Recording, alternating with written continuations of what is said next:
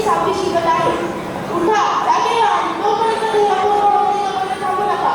असा मूलमंत्र देणारे स्वामी विवेकानंद यांच्यावर तुम्हाला 2 शब्द सांगणार आहे. स्वामी विवेकानंद हे एक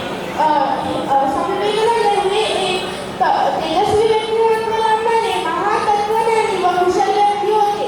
त्यांचा जन्म 12 जानेवारी 1863 रोजी कलकत्ता येथे झाला. त्यांच्या वडिलांचे नाव विश्वनाथ दत्त व त्यांच्या आईचे नाव भुवनेश्वरी देवी असे होते. त्यांचे वडील वकील होते व त्यांची आई धार्मिक वृत्तीची होती. विवेकानंदांचे पूर्ण नाव नरेंद्र विश्वनाथ दत्त असे होते. लहानपणी त्यांच्या आई वडिलांनी त्यांच्यावर उत्तम संस्कार केले होते. स्वामी विवेकानंद हे अलौकिक प्रतिभावना बुद्धीचे होते.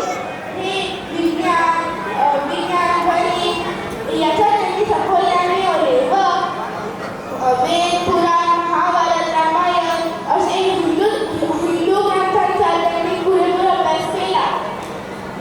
त्यानंतर त्यांनी रामकृष्ण परमहंस त्यांना आपले गुरु मानले. इसवी सन 1855 मध्ये ते खूप आजारी पडले.